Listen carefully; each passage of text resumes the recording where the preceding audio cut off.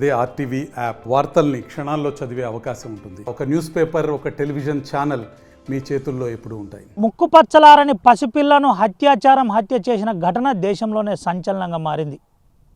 అయితే వాళ్ళు కొమరం భీం ఆసిఫాబాద్ జిల్లా దాహిగాం మండలానికి చెందిన కడు పేదరికంతో కొట్టుమిట్టాడుతున్నవారు. సహస్రతో పాటు కుటుంబ సభ్యులు ఉమ్మడి కరీంనగర్ జిల్లాలోని సుల్తానాబాద్ దగ్గరలో ఉన్న కాటనపల్లి రైస్ మిల్లో ఉపాధి కోసం వెళ్ళిన పరిస్థితి.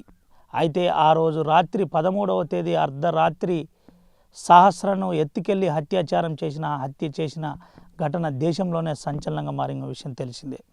ప్రస్తుతం సహస్ర కుటుంబ సభ్యుల పరిస్థితి ఏ విధంగా ఉంది? దాహిగాం మండల్లో సహస్ర తల్లిదండ్రులు తల్లడిల్లుతున్నారని తెలిసింది. ఒకసారి అక్కడికి వెళ్ళి వాస్తవ పరిస్థితులు సమాజానికి తెలిపే ప్రయత్నం చేద్దాం. సహస్ర భారతదేశాన్నే కన్నీళ్లు పెట్టిస్తున్న యథార్థ ఘటన. కరీంనగర్ ఉమ్మడి జిల్లాలో జరిగిన ఘోరమైన హత్య. కొమరం భీం ఆసిఫాబాద్ జిల్లా దాహిగాం మండలంలో ఉన్నాం. దాహిగాం మండల కేంద్రంలో సహస్ర ఇంటి వద్దనే ఉన్నాం. విషయం చెబుతుంటే కండ్లకు కన్నీళ్ళు లాగట్లేదు. ఒక జర్నలిస్ట్గా ఇలాంటివి కూడా చెప్పే పరిస్థితి ఏర్పడుతుందా అని ఎప్పుడు అనుకోలేదు. మనం ప్రస్తుతం సహస్ర ఇంటి వద్ద ఉన్నాం. సహస్ర ఇంటి వద్ద పసిపుగ్గలాడని సహస్ర ఇంటి వద్ద జ్యోతి వెలుగుతుంది. సహస్ర ఫోటోకు దండేసిన పరిస్థితి కనబడుతుంది. సహస్రను అభం శుభం తెలియని సహస్రను కాలయముడు రాజు అలియాస్ బలరాం పేరుతో కాటేసిన పరిస్థితి కనబడింది. అసలు ఆ రోజు రాత్రి ఏం జరిగింది? సహస్ర హత్య జరిగిందని ఎప్పుడు తెలిసిందన్న దానిపై తెలుసుకునే ప్రయత్నం చేస్తున్నాం.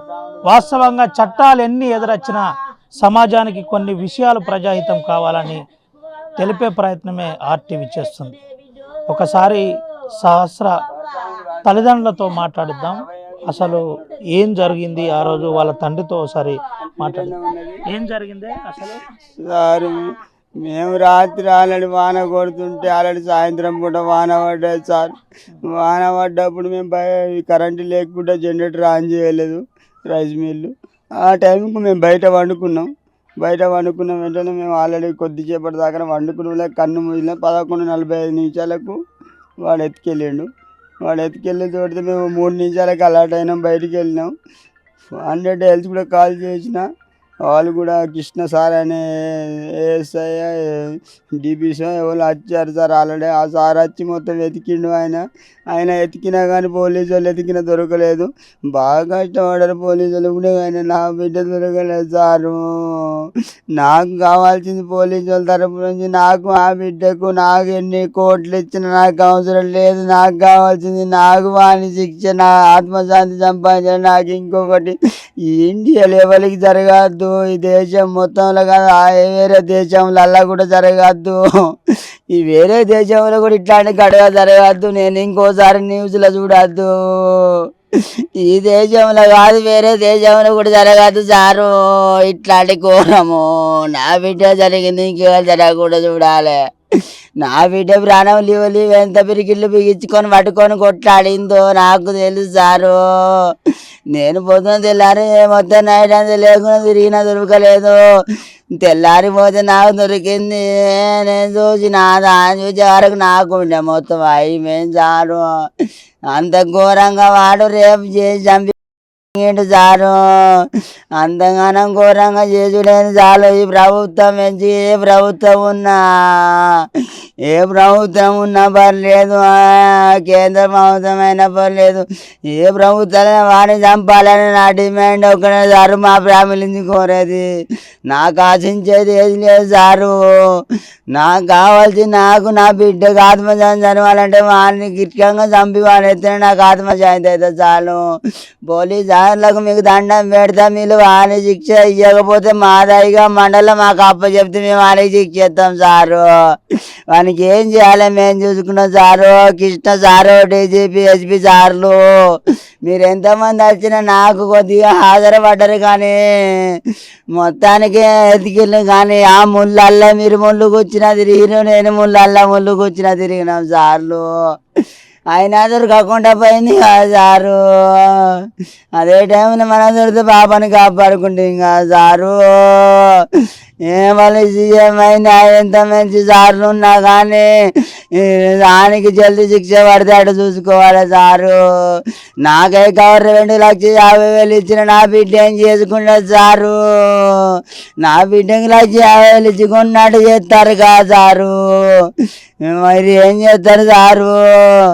గవర్నమెంట్ నుంచి ఏ సాయం చేసిన నా లోటు నా బిడ్డ తీరేటట్టు లేదు కదా సారు. 10 కోట్లు పెట్టిన నా బిడ్డ తల్లి లాంటి బిడ్డ తిరుగా సారు. నా బిడ్డ అందరినీ నా ఊర్లో కలుపుకుంటూ పోయేది. ఎంత బ్రహ్మాండంగా ఉండు నా మిల్లులు అందరిని అడగాను సారు. ఎంత బ్రహ్మాండంగా జరిగేది. ఎంత కళ నన్ను మొత్తం నా కళ అంతా మొత్తం నన్ను నాశనం చేసింది. కలెక్టర్ అయితే అన్నది కలెక్టర్ అయితే బిడ్డ నా కలెక్టర్ ఇన్వేషన్ తీసి పడేసింది. ఎవరికన్నా చేయకుండా ప్రభుత్వం మీద ఉంటా. డాడీని చదివిస్తేనే చదువుకొని నేను మంచిగా కలెక్టర్ అయి మీ అందరిని చేస్తా బిడ్డ అన్నది. నా చెల్లెని చేస్తా. నా చెల్లెని కూడా ఒక్క నిమిషం దాని చెల్లెని ఒక్క నిమిషం కూడా ఉంచకపోతాండే. అట్లాంటిది ఏ టైంలో ఎట్లా అనుకున్నామో వాడు ఎత్తుకపోయిండో తెలియదు. ఇట్లాంటి అన్యాయం నాకెవరు జరగద్దు. నేను కోరుకునేది ఒకటే, వానికి ఘోరమైన శిక్ష జరగాలి సారు. అని గురించి గంటకి ఘోరంగా చావాలి. నా అన్ని ప్రభుత్వాలకు కోరుకుంటానా. నాకు కావాల్సింది మనకి అది ఒక్కటే. ప్రభుత్వం ఎంత ఇచ్చింది నిన్న? ప్రభుత్వం ఆర్థిక సాయం ఎంత చేసింది? 1,50,000 ఇచ్చారు సారు. ఏం చెప్పారు మరి? 1,50,000 సారీ 2,50,000 ఇచ్చిర్రు ప్రభుత్వం. 2,50,000 ఇచ్చిర్రు చెక్కు. మళ్ళీ నాకు గవర్నమెంట్ జాబ్ ఇస్తామన్నారు. ఒక ఇల్లు ఇస్తామన్నారు. ఇందిరమ్మ ఇల్లు ఇస్తారట. మళ్ళా 2 ఎకరాలు 3 ఎకరాలు జాగి ఇస్తామన్నారు. బాబా పెద్ద అయితే చదివించి దగ్గర ఉండేది మేము చూసుకుంటాం. కలెక్టర్తో మాట్లాడతాం, మీ కలెక్టర్తో మాట్లాడతాం, అన్నీ మేము చూసుకుంటాం అని చెప్పారు. కానీ ఆయన ఒక్కసారి మాకు ఆయన ముఖం చూపెట్టాలి. మాకు కావాల్సింది మా బిడ్డ మీద చేసిన వాని ఒక్క దెబ్బ కూడా కొట్టలే మేము. వాని ఒక్క ఇట్లా ముట్ట కూడా పుట్టలే. మాకు వానితోటి ఒక్క దెబ్బన మేము కొట్టకుండా మేము లేకపోతే గింట వాని శిక్షిస్తే మేము చచ్చిపోతాం సారు. మాకు కావాల్సింది అది ఒక్కటే కోరిక. వాని చూపెట్టలే. నా భార్యకు కూడా తెలియదు, నాకు తెలియదు. వాని ముఖం ఎట్లుంటో తెలియదు సారు. వాని మేము చూడాలి సారు.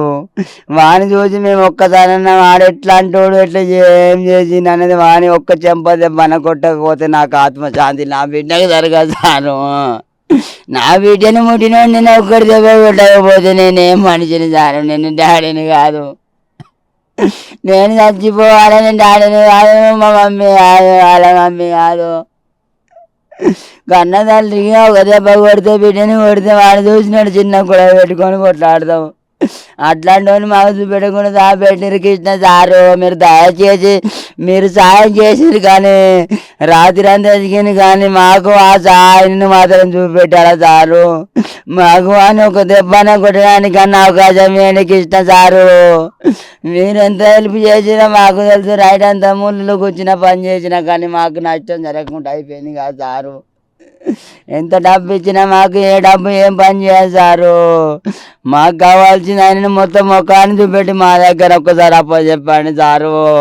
కనీసం మేము అని నా పిల్లలకి ఇచ్చినవని కూడా కొట్టుండే. సీమ కుట్టకుండా దొమ్మ కుట్టకుండా చదువుకున్నాను. నేను వాడిని చూడకుండా నేను ఎట్లుండాలి. నా భార్య భర్తలు చూపెడతానన్నా వాళ్ళు ఏం చేయాలని నేను చేస్తా సారు. దయచేసి వాడిని చూపించండి మాకు. మేము వాడిని చూస్తే మా మండలం కన్నా తీసుకొని చూపించండి సారు. మేము ఎట్లా చేయాలో మాకు తెలుసు సారు. అని ముఖమన్నా చూస్తాం సారు. ఓ కృష్ణ సారు, ఓ డిఎస్పి సారు దయచేసి చూపెట్టండి. ఓ రేవంత్ రెడ్డి సారు, ఓ నరేంద్ర మోడీ సారు మీకు దండాలు పెడతాం సారు. మీ అన్ని ప్రభుత్వాల దండం పెడతాం సారు. అన్ని ప్రభుత్వాలు మాకు దయచేసి మాకు వాళ్ళని చూపెట్టాలి. వాణి శిక్షించిన వరకు మీరు అన్ని ప్రభుత్వాలు అందరు కలిసి ఒకటయ్యి వాణి శిక్షించినాక కూడా వాడిని ఏమైనా చంపినాక కూడా మీరు వాళ్ళకి సపోర్ట్ చేసి మాట్లాడుతూ సారు మీ దండం పెడతా. నీ ఇంట్లో మీ పిల్లలందరికీ ప్రభుత్వాలకు ఉంటుంది సారు, నా బిడ్డకు ఉన్నట్టుగా అన్ని ప్రభుత్వాలు బిడ్డలకు ఉంటారు. అన్ని ప్రభుత్వాలు కూడా సపోర్ట్ చేయద్దు. అన్ని ప్రభుత్వాలు పని చంపడానికి సైడ్ చేయాలి సారు.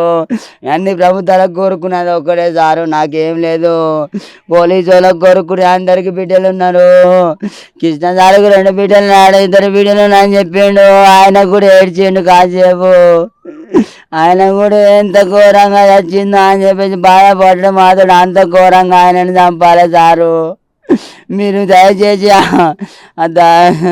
అక్కడ జరిగిన ఇంతకుముందు జరిగిన దిశ జరిగినట్టు మన ఆ సారు ఉండే కదా, ఆ సారు చంపినంటే పోలీస్ సారు చంపినంటే వీనట్టనే చంపాలి, నరకంగా చంపాలి, ఇంకంతకంటే ఘోరంగా చంపాలి. బీఆర్ వాళ్ళని ఒక్కసారి మా దగ్గరికి తెలంగాణ కానీ ఏ ప్రభుత్వం కానీ వచ్చేటప్పుడు నేను కోరుకున్న ఒక్కడే డిమాండ్, వాళ్ళ ఫ్యామిలీ ఉంటేనే లోపలికి ఎంట్రీ చేయాలి.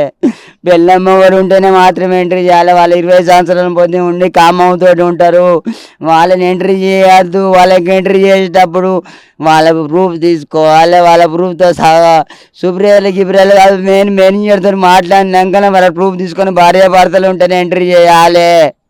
భార్య లేని వాళ్ళు మొత్తం బ్యాచిలర్ కడితే బ్యాచిలర్ 12 గంటల వరకు బయట, రాత్రి మనం 10 గంటల వరకు కాదు 9-8 గంటల వరకు వాళ్ళు ఒక బయటకి కిషన్లు ఉండాలి. బ్యాచిలర్లు ఉన్న దగ్గర ఒక సెక్యూరిటీ ఉండాలి, ఒక పోలీసు ఉండాలి. వాళ్ళు బయటికి వెళ్ళకుండా మందు తాగకుండా గంజాయి తాగకుండా ఏం తాగకుండా ఉండాలి. వాళ్ళని బయటికి వెళ్ళని వద్దు. బ్యాచిలర్ నుండి వాళ్ళకు సెక్యూరిటీ ఉంటేనే వాళ్ళకు ఒక హాస్టల్లో పెట్టాలి. వాళ్ళకి ఎక్కడైనా రూమ్లు ఇచ్చిన కాడ సెక్యూరిటీ ఉండాలి. వాళ్ళు బయటికి వెళ్ళొద్దు. ఎవరు బ్యాచిలర్ ఇక్కడ ఉన్న బ్యాచిలర్లు మొత్తానికి కానీ వాళ్ళు బయటికి వెళ్ళి ప్రశాంతంగా తిరగాల్సిన అవసరం లేదు. వాళ్ళకంత బ్యాచిలర్ తిరగాలంటే వాళ్ళకు ఒకటి సెక్యూరిటీ పెట్టి బయటికి దింపండి సారు. వాళ్ళని ఏం చేసేది లేదు. వాళ్ళని సెక్యూరిటీగా ఉంచి వాళ్ళని చేయాల్సింది ఏం లేదు. వాళ్ళని మంచిగా వాళ్ళని కొంటాయి బ్యాచిలర్గా ఉన్న వాళ్ళకు మొత్తం సెక్యూరిటీ ఉంచి వాళ్ళని కొంటాయి ఎక్కడ కూడా బయట తిరగనియకుండా, మందు కూడా ఆ టైంకి అందనియకుండా, ఇంకొక ఇళ్ళలో దొరకకుండా చూసుకోవాలి. వాళ్ళకి అంతకంటే శిక్ష కాదు. బ్యాచిలర్గా ఉన్న వాళ్ళని ఎవరిని ఎంట్రీ చేయద్దు. బీఆర్ వాళ్ళని తెలంగాణలో తెచ్చుకుంటే ఫ్యామిలీతో రావాలి. బ్యాచిలర్కి ఉంటే వచ్చిరనుకో వాళ్ళని కొంటే మాత్రం బ్యాచిలర్కి వాళ్ళు బయటికి వెళ్ళేదాడు సెక్యూరిటీగా ఉండాలి. వాళ్ళు డ్రగ్స్ తాగుతురా, గంజాయి తాగుతురా, ఈ మిల్లులలో డ్రగ్స్ గంజాయి నడుస్తుంది. ప్రతి మిల్లులలో అల్లాడి చేయాలి. పోలీసు వాళ్ళు తిరగాలి ఎనీ టైము. అలా రూములలో లేవు, ఒక్కోసారి చెక్ చేయాలి. ఏం చెక్ చేస్తలేరు. ఈ గంజాయి ఎక్కడి నుంచి వస్తుంది, డ్రగ్స్ ఎక్కడి నుంచి వస్తుంది, మందు ఎక్కడి నుంచి వస్తుంది. ఈ బెల్ట్ షాపులు ఎన్ని ఉన్నాయి అన్ని బంద్ చేయాలి సారు. ఈ బెల్ట్ షాపులు ఆల్రెడీ బ్రాండ్ షాపులు బంద్ చేసినాక బెల్ట్ షాపులు వాళ్ళు తాగి ఈ ఘటనకు తిరుగుతాళ్ళు. అది సరిపోకుండా డ్రగ్స్ తీసుకొని వీళ్ళు గంజాయి తీసుకొని చంపి పడేస్తారు. వాళ్ళకు ఆ డ్రగ్స్ తీసుకున్నాక వాళ్ళకి ఏం తెలుస్తుంది సారు. ఆడు మనిషి కానీ లాగా మారిపోతాడు ఆ డ్రగ్స్ మీద. ఆ డ్రగ్స్ మన దగ్గరికి ఎందుకు వస్తాయి సారు? ఈ ప్రభుత్వం ఏం చేస్తుంది? ఆ డ్రగ్స్ రాకుండా చూసుకోవాల్సిన చర్యలు తీసుకుంటలేరు. అంతగానం సెక్యూరిటీ ఉన్నాక ఈ డ్రగ్స్ ఎందుకు వస్తుంది? ఈ గంజాయి ఎందుకు పుడుతుంది? ఈ గంజాయి రాకుండా చూడాలి. ఏ ప్రభుత్వం అయినా చూడాలి. సారు పవన్ కళ్యాణ్ గారు సారు మీరు కొత్త గెలిచిరంటే మీరంటే నాకు ఫ్యాన్స్. మీరు దయచేసి మీరు చూడండి సారు. మీరు దయచేసి వానికి శిక్ష చేయాలి సారు. మీరు దృష్టించేది మీరు అక్కడ ఆంధ్రలో ఉన్న నాకు పర్లేదు. నాకు నరేంద్ర మోడీ అంటే ఇష్టం ఉన్నా కానీ నాకు ఏం న్యాయం చేస్తున్నారు లేదు. నాకు అందరూ మాకు మా ప్రభుత్వంలో ఎవరున్నా కానీ నాకు అందరూ సాయం చేసి అణువురు శిక్ష తీయాలి సారు. అణువురు శిక్ష కంటే ఎక్కువ చేయాలి నాకు. ఇది పరిస్థితి. ఎటు చూసిన కన్నీటి గాథ వినబడుతుంది. సహస్రను చంపిన విధానాన్ని ప్రత్యక్షంగా తిరిగి తెలుసుకున్న వారిగా తల్లిదండ్రులు చూసి తల్లడిల్లిపోతున్నారు. సహస్రను నేరుగా కాటనపల్లి సమీపంలో ఉన్న రైస్ మిల్లు నుండి నేరుగా ఎత్తుకుపోయి అత్యాచారం చేసిన ఘటనలో ఒళ్ళు గగ్గురు పొడిచే విషయాలు బయటకు వస్తున్నాయి. దాంతోపాటు పోలీసులు రాత్రంతా శ్రమించారు, కానీ పూర్తి స్థాయిలో న్యాయం జరగలేదని చెబుతున్నారు. చిమ్మన చీకటి, కరెంటు పోయింది, మాట్లాడలేని పరిస్థితిలో ఉన్న సహస్రను భుజం మీద ఎత్తుకొని తీసుకువెళ్ళిన యథార్థ గాథ సీసీటీవీలో రికార్డ్ అయినప్పటికీ పోలీసులకు నిర్జీవంగా పడి ఉన్న సహస్రం చూసి పోలీసులు కూడా తల్లడిల్లిపోయారని తండ్రి చెబుతున్నారు. నిశామైకంలో బయటి రాష్ట్రాల నుంచి వచ్చిన కొంతమంది అప్రమత్తంగా ఉంచాలని, అప్రమత్తంగా ఉండే విధంగా చూడాలని చెబుతున్నాడు. నిశలో ఉన్నాడు కాబట్టే ఇలా జరిగిందని చెబుతున్నాడు. పోలీసులు ప్రత్యక్షంగా కాపాడడానికి ఎంత ప్రయత్నం చేసినా ఫలితం దక్కలేదని చెబుతున్నాడు. అక్కడ జరిగిన యథార్థాన్ని చూస్తే తట్టుకోలేకపోతున్నానని ఇంకా కన్నీళ్లు పెడుతూనే ఉన్నాడు. ఆడపిల్లగా పుట్టడమే నేరమా అనే కోణంలో ఇటు ప్రజాస్వామ్యవాదులు, ప్రజలు మాట్లాడుకుంటున్న పరిస్థితి. అయితే సహస్ర ఆ రోజు రాత్రి కన్నతల్లి పక్కనే పడుకుంది.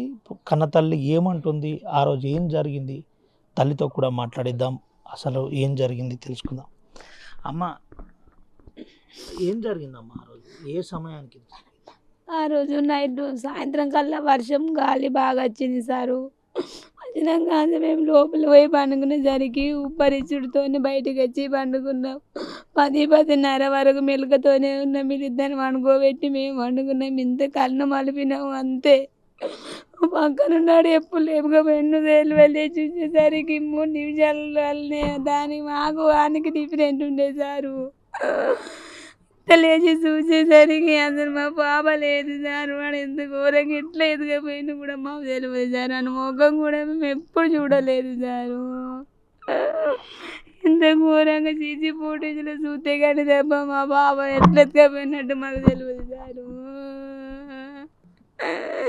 ఎంత ఘోరంగా నరకబెట్టి చంపింది సారు. వాడిని కూడా అసలు ఘోరంగా ఎంత పాప అల్లాడిపోయింది. అట్లా నరకం పెట్టి చంపాలి సార్. వాని ముఖం ఒక్కసారి మాకు చూపించమని చెప్తున్నాం సార్. మేము చంపేటప్పుడు ఒక్కసారి మమ్మల్ని తీసుకెళ్ళండి సారు. మీకు దండం పెడతాం, కాళ్ళ మొక్కుతాం సారు. ఒక్కసారి వాని ఒక్క దెబ్బన కొట్టి చంపాలి సార్. మేము ఏందమ్మా నిన్న ప్రభుత్వం నీకు ఏం భరోసా కల్పించింది, ఏం మాట్లాడింది అసలు? ఏమో 2,50,000 ఇచ్చింది సారు. ఒక ఇల్లు ఇప్పిస్తామన్నారు, ఒక గవర్నమెంట్ జాబ్ అన్నారు, 2 ఎకరాల భూమి ఇస్తామని చెప్పారు సారు. అంతే ఇక వాడిని కఠినంగా శిక్షిస్తామని చెప్పారు సారు. అంతే మాకు చెప్పింది. అంతకు మించి మాకు ఏం చెప్పలేదు సారు వాళ్ళు. ఎవరమ్మా అంటే ఏమన్నా పేరు డీటెయిల్స్ ఏమన్నా చెప్పే ప్రయత్నం చేసినరా? ఎవరైతే హంతకుడు ఉన్నాడో, ఎవరైతే చంపిన కామాంధుడు ఉన్నాడో ఆయన పేరేమన్నా చెప్పే ప్రయత్నం చేసిందా? లేదు సారు. వాని పేరట వినయ్ అట సారు. చెప్పంగానే ఈయన ఎవడో బలరాం అంట. వాని పట్టుకొని పడుతున్నాయి దొరుకుతేనే కానీ వీడు దొరికిందంట, లేకుంటే లేదు సారు. ఆయన పేరు బలరామా, వినయ, రాజా? అసలు పేర్లు కన్ఫ్యూజ్ గా వినయ్ అని చెబుతున్నారు సారు వాని పేరు. ఆ బలరాం పట్టుకొని బలరాం వల్లనే వీడు దొరికిందంట సారు. వాని పేరు వినయ్ అట, చంపినోని పేరు. అంతే సారు. అంతకు మించి మాకు డీటెయిల్స్ ఏం తెలియదు సారు. ఇప్పుడు ఏందమ్మా, ఏం చేయాలనుకుంటున్నావు? ప్రభుత్వం ఏ రకమైన శిక్ష విధించాలి, ఏం చేయాలి? జ్యుడిషియరీలో మనం ఇన్వాల్వ్ కావద్దు, కానీ మీరు చెబితే జ్యుడిషియరీకి కూడా మనం అప్పీల్ చేస్తాం. ఏమి సారు, ఇలాంటి మా పాపకు జరిగినట్టు ఏ ఆడపిల్లకు జరగద్దు సారు. కఠినంగా వాడిని ఎంత ఘోరంగా దాన్ని చంపిండు అసలు. అట్లా వాడిని నరకం చూపెట్టి చంపాలి సార్. ప్రతి ఇంకొకటి ఎవరైనా ఆడపిల్ల జోలికి రావాలంటేనే భయంకరంగా అసలు చంపాలి సార్. అసలు చెయ్యి వేయాలంటే భయపడాలి సార్. అది గుర్తుకు రావాలి ప్రతి ఒక్కరికి. అంతే సార్, అట్లా చంపాలి అసలు. మా ముందు అసలు ఘోరంగా మాకు చూపించేవాడిని చంపాలి సార్ అసలు. లేకుంటే మీ ప్రభుత్వానికి ఎవరికి అసలు మేము అట్లా చంపాం అతను కాదంటే మాకు వదిలేం సార్. ఎట్లా చంపాలో మేము చేసుకుంటాం సార్. అంతే, అంతకు మించింది ఏం లేదు అసలు. నిన్నటి వరకు మీతో పాప పసిబుగ్గలారని పాప ఆడుతూ పాడుతూ ఉంది. అవును సారు. ఇంతకు మించి మేము ఏం చెబుతాం సారు. ఇది పరిస్థితి.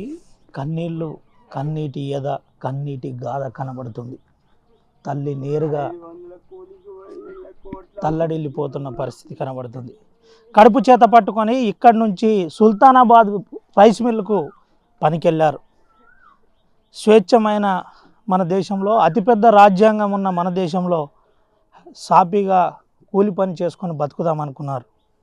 కానీ కాల యముడు సహస్రను కాటేశారు.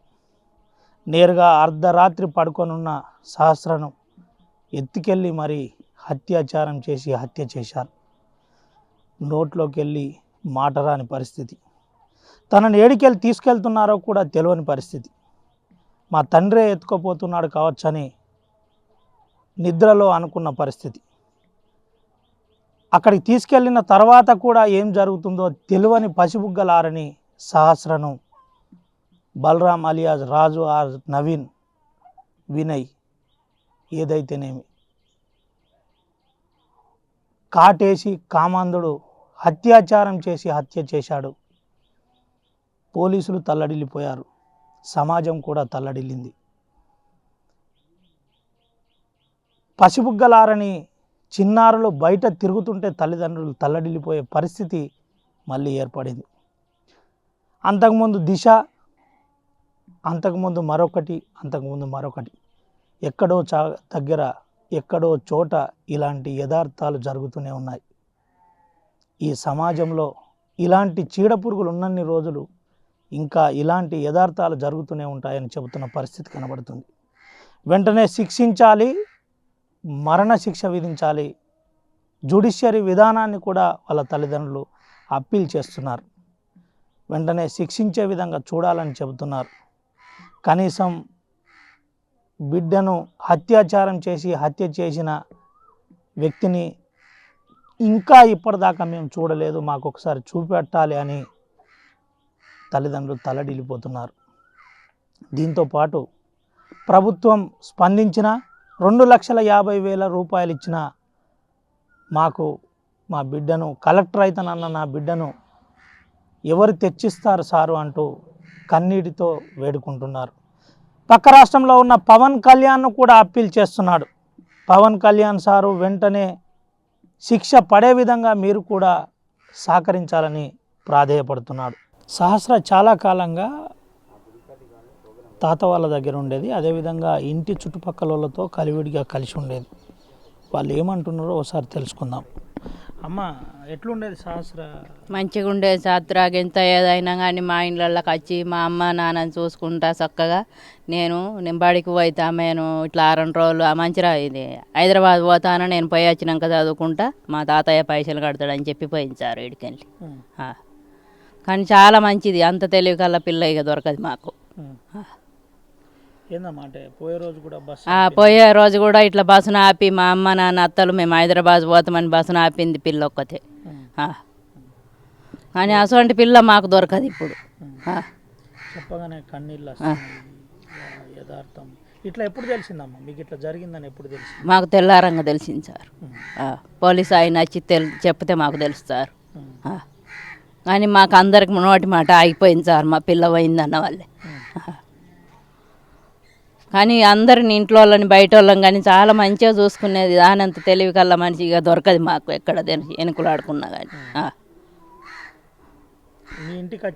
మా ఇంటికి వచ్చేది చక్కగా, ఏదైనా కానీ ఇవన్నీ తిరిగేది, మంచిగా ఉండేది సార్ అందరితోని. అది పెద్ద మనిషి కన్నా ఎక్కువ ఉండే మాకు. ఇది పరిస్థితి. కళ్ళల్లో కన్నీళ్ళు వస్తున్న పరిస్థితి కనబడుతుంది. చెప్పేటోళ్ళు కూడా కన్నీళ్ళు పెడుతున్న పరిస్థితి కనబడుతుంది. వాళ్ళ తాత ఉన్నాడు, ఒకసారి మాట్లాడిద్దాం. మీ దగ్గర ఎన్ని రోజులు ఉన్నది? సంవత్సరం ఉండి నాకేం మాట్లాడు. నేను చదివించుకుంటాను అనుకున్నా కానీ నా దగ్గర ఉంచకుండా పట్టుకపోయింది వీళ్ళు. కలెక్టర్ అవుతా అని చెప్పేదట. చదవయ్యా నన్ను చదివిస్తే బిడ్డ ఫీజు కడతానన్నా. ఫీజు కట్టి నా పైసలు వాళ్ళకి టీచర్లకు, కానీ వీళ్ళు ఉంచకుండా తీసుకెళ్ళిళ్ళు. సంవత్సరం ఉండే ఉన్నాక ఇక తాతయ్య నేను మళ్ళీ వచ్చినాక చదువుకుంటా అని అన్నది. అంతే.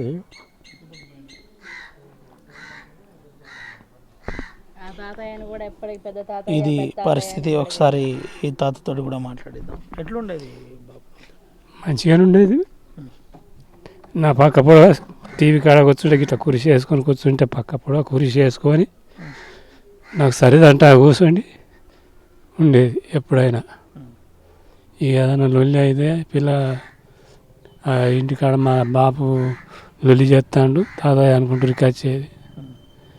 ఏందిరా లొల్లి ఎందుకని మేము వచ్చి వద్దని చెప్పేది, మంచిగా ఉంచేది. ఎప్పటికైనా కానీ లొల్లి చేసేది. ఆడు కొంచెం తాగి వచ్చినప్పుడు అలా ఎప్పుడు తెలిసింది మీకు? ఎప్పుడు తెలిసింది ఇట్లా జరిగింది? తెల్లారంగానే మేము చాయ్ తాగిన. ఏంటి అట్లా చేసిన ఎవడైతే మృగం వినోద్ అనేటోడు ఉన్నాడో ఇంతకుముందే తెలిసింది. ఆయన్ని ఏం శిక్ష ఎట్లా? ఇక వాడిని శిక్షించాలంటే వాడిని ఎక్కడ చూడని శిక్ష చేయాలని. అటువంటి శిక్షలు వానికి ఇంకొకటి చేయకుండా చూడాలి, అందరు చూడాలి, ఇంకొకటి చేయకుండా కావాలని శిక్ష. ఇది పరిస్థితి. ఇంకో జాగా ఇట్లా జరగకుండా చూడాలి, కఠినాతి కఠినంగా శిక్షించాలి అని చెబుతున్న పరిస్థితి కనబడుతుంది. కొమరం భీం ఆసిఫాబాద్ జిల్లా దాహిగాం మండలంలోని సహస్ర ఇంటి వద్దనే ఉన్నాం. సహస్ర తల్లిదండ్రులతో మాట్లాడించిన అనంతరం ఇక్కడున్న సామాజిక వ్యక్తులు అదేవిధంగా యూత్ అంతా కూడా స్పందిస్తుంది. ఒకసారి వాళ్ళతో కూడా మాట్లాడిద్దాం. బ్రదర్, ఏంటి ఎట్లా చూడొచ్చు? ఇది మనకు ఇంతకుముందు ఎక్కడెక్కడ ఉన్నాయింది అవేమే చూసినాం, కానీ ఇప్పుడు ఫస్ట్ టైం మా ఊళ్ళో అయింది, మా రిలేషన్ అయింది. చాలా బాధగా ఉంది. అని మాత్రం అంతకుని మాత్రం తప్పకుండా గురి తీయాలి. ఇంత పెద్ద ఇన్సిడెంట్ జరిగితే ప్రభుత్వం స్పందించిన తీరు ఏమాత్రం సరిగా లేదు. స్థానికంగా ఎమ్మెల్యే గారు కూడా అక్కడ గవర్నమెంట్లో ఉన్నారు. ఇన్సిడెంట్ జరిగి 24 గంటలైనా కానీ డెడ్ బాడీ సాయంత్రం నైట్ 9 గంటల వరకు ఉన్నా కానీ ప్రభుత్వం నుండి కానీ ఎమ్మెల్యే తరపు నుండి కానీ కనీసం ఒక్కరు కూడా వచ్చి అక్కడ ఉన్న పరిస్థితి లేదు. అయితే రైస్ మిల్లుల పరిస్థితి ఇంకా దారుణంగా ఉంది. అక్కడ చూస్తే సెక్యూరిటీ వ్యవస్థ అనేది ఏం లేదు. 40-50 మంది 34 మేము తెలుసుకున్న విషయంలో 30-40 మంది ఒక చిన్న రూమ్లో ఉంచి బీహారీలను ఉంచి తక్కువ రేటుకి వస్తున్నారు కదని వాళ్ళ బయోడాటా కూడా ఏం తెలుసుకోకుండా వాళ్ళు ఉంచితే ఇట్లాంటి పరిస్థితులు ఎదురవుతున్నాయి. నిన్న ఏంటన్నా మీరు జరిగినప్పటి నుంచి దగ్గరే ఉన్నారు. అసలు ఏం జరిగింది? వాళ్ళ తల్లిదండ్రులతో మాట్లాడాలంటేనే కండ్లకు కన్నీళ్ళు వస్తున్నాయి, బరువైన హృదయంతో మాట్లాడలేవు. ఏం జరిగింది అసలు? మాకు ఆ రోజు అంతకుముందు రోజు రాత్రి 11 గంటలకు పాపం మిస్ అయిందని వాళ్ళు వెతుకుతూ ఉన్నారు. పొద్దున 6 గంటలే మాకు ఫోన్ చేయడం జరిగింది. వాళ్ళు ఇట్లా పాపం మిస్ అయిందని తెలియగానే వెంటనే మేము వెళ్ళినాం. వాళ్ళు బాధతో ఉండే అమ్మాయి తండ్రి ఎవరు అవుతున్నారో పోలీస్ స్టేషన్లో ఉంచిండ్రు, అమ్మాయి తల్లిని రైస్ మిల్లో ఉంచిండ్రు, డెడ్ బాడీని అనాథ శవం లెక్క ఇంత జరిగినా కానీ ఆ మార్చులో ఉంచిన కనీసం అక్కడ ఒక సెక్యూరిటీ వ్యవస్థను కూడా ఏర్పాటు చేయలేదు ప్రభుత్వం కానీ వేరే యంత్రాంగం ఎక్కడ ఆడ కనపడలేని పరిస్థితి. మేము ఎక్కడ చూసినా కానీ అమ్మాయి బాడీ ఎక్కడ ఉందంటే మేము చేయలేకపోయినాం. అక్కడ భద్రతా లోపాలు కూడా వీళ్ళు కూడా సరిగా చేయలేని పరిస్థితి కనబడ్డది. నిన్న స్థానిక మంత్రి గారు సీతక్క గారు వీళ్ళకేదో ఆర్థిక సాయం చేస్తామని కుటుంబాన్ని ఆదుకుంటాం ప్రభుత్వం స్పందించింది, సీఎం స్పందించింది అని పిలిపించి ఆర్భాటంగా పిలిపించి 2.5 లక్షలు మాత్రమే చేతిలో పెట్టి పంపించడం జరిగింది. ఇంత పెద్ద ఇన్సిడెంట్ జరిగితే కనీసం ఒక 50 లక్షలు 25 లక్షలు ఇస్తారని మేము వాళ్ళ కుటుంబానికి ఆసరా అవుతుంది ప్రభుత్వం అని మేము ఎక్స్పెక్ట్ ఆశిస్తే కేవలం 4 గోడల మధ్య 2.5 లక్షల్లో ఇచ్చి గుట్టుచాపుడు కాకుండా పంపించడం జరిగింది. ఇది చాలా దారుణమైన విషయం. గతంలో కూడా ఇట్లాంటి సంఘటనలు జరిగినప్పుడు ప్రభుత్వ ఉద్యోగంతో పాటు 50 లక్షలు ఎక్స్ట్రాస్ ఇచ్చిన సంఘటనలు కూడా ఉన్నాయి. ఇంత చిన్న కుటుంబం మరి బీద కుటుంబం అని చిన్న చూపు చూసినా అనే విషయం మాకు అనిపిస్తుంది. ప్రభుత్వం ఇప్పుడు ఇచ్చిన 2.5 లక్షలు కాకుండా కనీసం 25 లక్షలన్నీ ఇచ్చి వెంటనే ప్రభుత్వ ఉద్యోగం ఇచ్చి ఇల్లు పరిస్థితి చూస్తే మీరు చూస్తున్నారు. ఇక్కడ ఇల్లు పనులు కానీ రేపే స్టార్ట్ చేసే విధంగా వెంటనే స్టార్ట్ చేసే విధంగా చర్యలు తీసుకోవాలని మేము స్థానికుల నుంచి డిమాండ్ చేస్తున్నాం. ఏంటన్నా అంటే చాలా కాలం అంతకుముందు చిత్తూరు 5 సంవత్సరాల క్రితం, తర్వాత హైదరాబాద్, ఇప్పుడు మన కొమరం భీం ఆసిఫాబాద్ జిల్లా దాయిగాంలో జరిగింది. ఒక ప్రజాస్వామిక వ్యక్తిగా గ్రామస్తుడిగా ఏం చెప్పబోతున్నాను? మేము చెప్పేది ఒకటే, ప్రభుత్వాలు ఎన్ని మారినా కానీ ఇట్లాంటి సంఘటనలు పునరావృతం అవుతూనే ఉన్నాయి. చట్టం గతంలో జరిగినప్పుడు దిశ అనే అమ్మాయిని యువతిని అత్యాచారం చేసి హత్య చేసినప్పుడు చట్టం మారుస్తున్నామని చెప్పి దానికి ఒక దిశ చట్టం అని పేరు పెట్టిండ్రు. హైదరాబాద్లో కమాండ్ కంట్రోల్ సెంటర్ అని ఏర్పాటు చేసిండ్రు. ప్రతి చోట కూడా మేము సాంకేతికంగా విస్తరిస్తున్నామని చెప్తున్నారు కానీ వ్యవస్థలో ఏమాత్రం మార్పు జరుగుతలేదు. మరి దీనికి అందరికీ లోపాలు ఇట్లాంటి వ్యక్తుల్ని బహిరంగంగా శిక్ష విధించి వెంటనే చేస్తేనే తగ్గుతాయని మా ఆలోచన ఉన్నది. ప్రభుత్వం కూడా ఆ దిశగా ఆలోచించి చట్టాలను మరింత కఠినతరం చేసి ఇట్లాంటి బహిరంగంగా కఠినమైన శిక్షలు విధిస్తే బాగుంటుందని మేము అనుకుంటున్నాం. సార్ దయనీయ స్థితి. కుటుంబం కనీస వ్యవసాయ భూమి లేదు. పొట్టకూటి కోసం ఒక రైస్ మిల్లుకు కూలీ పని కోసం వెళ్ళిన మా కుటుంబం ఈరోజు ఈ స్థితికి రావడం చాలా బాధాకరం సార్.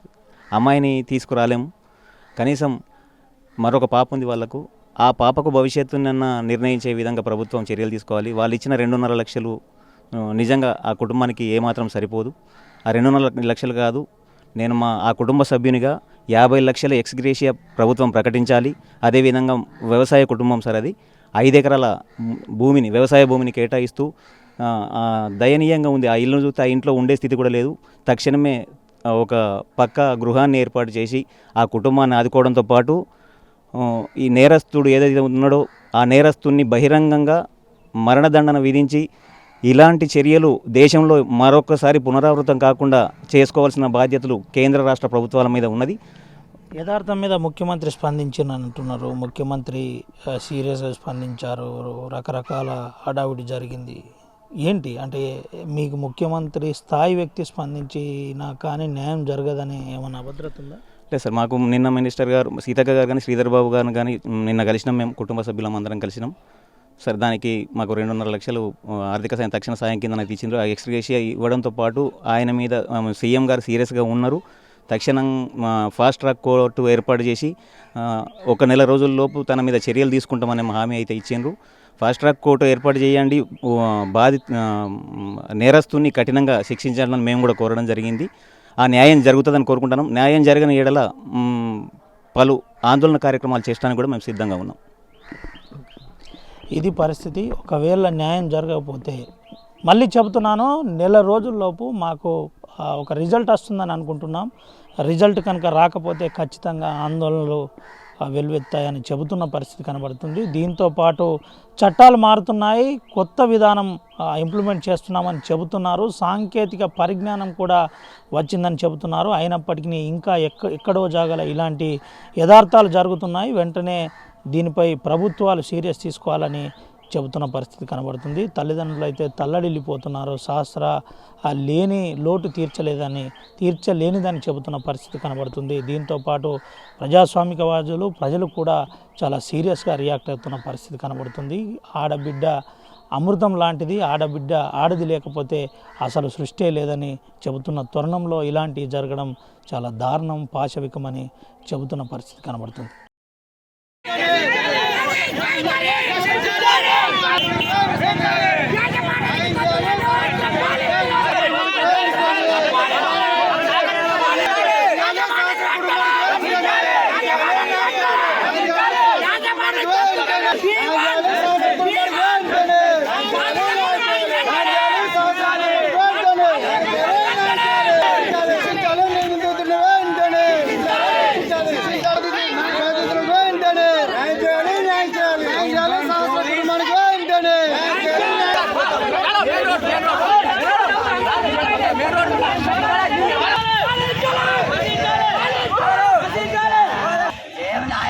లేరు ఆ బిడ్డ కావాలి, నాకు అదే న్యాయము తీసుకొచ్చి నడి రోజులు పెట్టు. మరిన్ని వీడియోస్ కోసం ఛానల్ ని సబ్స్క్రైబ్ చేయండి. లేటెస్ట్ అప్డేట్స్ కోసం వాట్సాప్ ఛానల్ ని ఫాలో చేయండి. అండ్ లింక్ డిస్క్రిప్షన్ లో ఉంది.